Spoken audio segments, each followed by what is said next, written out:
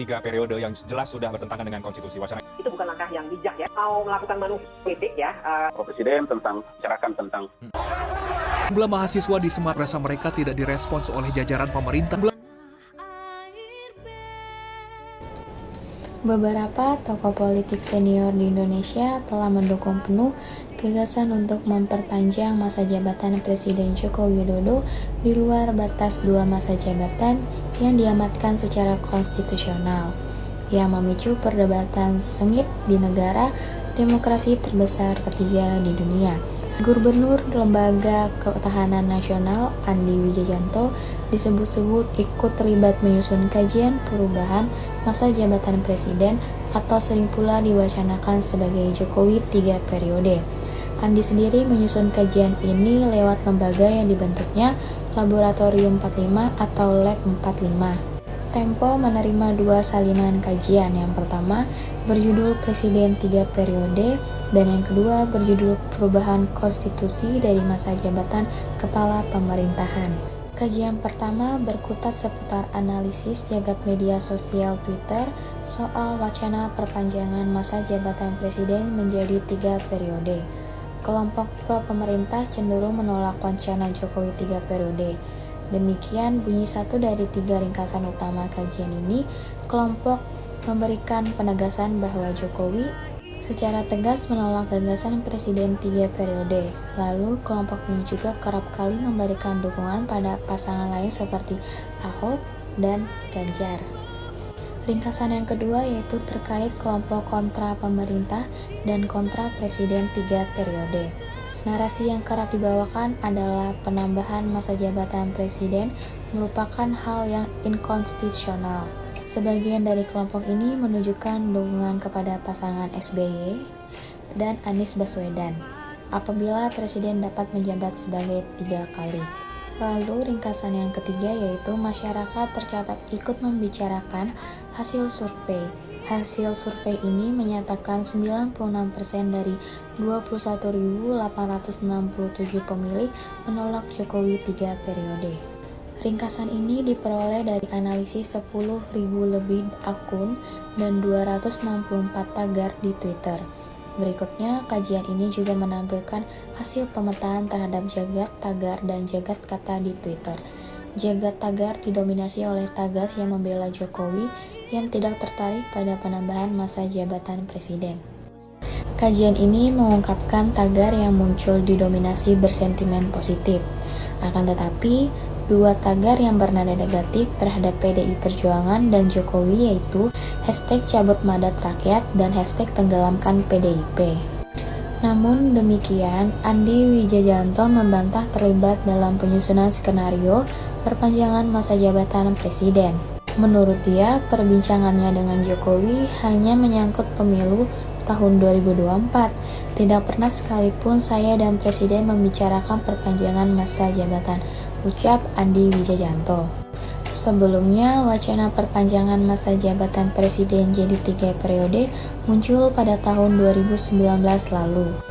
Lalu belakangan ini muncul lagi usulan penundaan pemilu tahun 2024 dari Ketua Umum Partai Kebangkitan Bangsa Muhaimin Iskandar.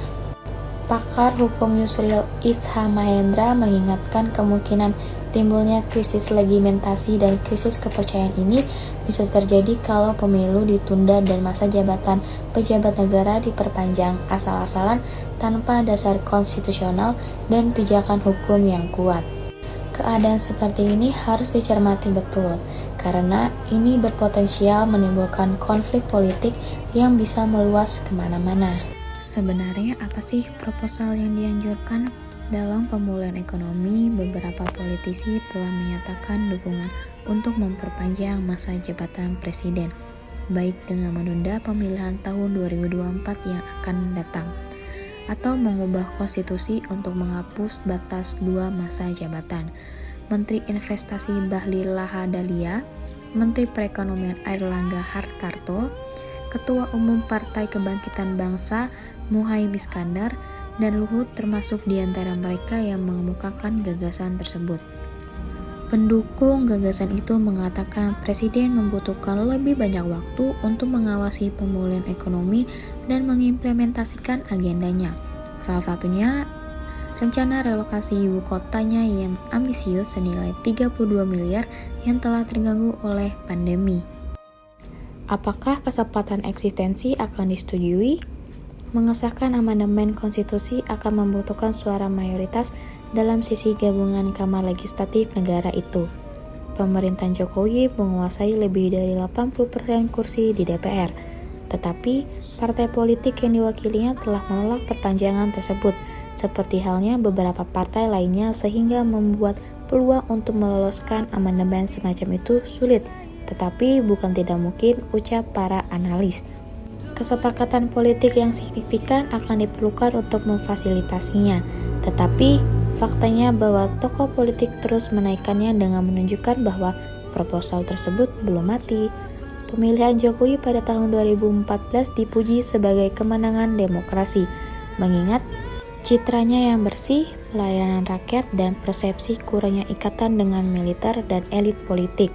Tetapi beberapa pengamat telah mencatat tren tidak liberal dalam pemerintahannya sejak itu. Analis politik Johannes Nugroho mengatakan amandemen konstitusi masa lalu seperti membawa pemilihan langsung dan pembatasan masa jabatan yang dimaksudkan untuk mencegah penyalahgunaan kekuasaan oleh para pemimpin. Lalu mengapa ide 3 periode menjadi kontroversial? Setelah lebih dari 3 dekade pemerintahan otoriter yang berakhir dengan jatuhnya Soeharto pada tahun 1998, gagasan untuk memperpanjang batas masa jabatan presiden telah menimbulkan kekhawatiran di antara para kritikus bahwa reformasi demokrasi dapat dibatalkan dengan cepat.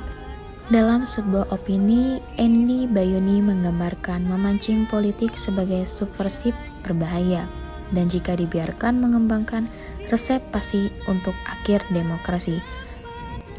Analis politik dan akademis khawatir bahwa amandemen konstitusi yang akan diperlukan untuk memperpanjang batas masa jabatan presiden dapat menjadi presiden dan membuka kotak Pandora untuk perubahan konstitusional lainnya.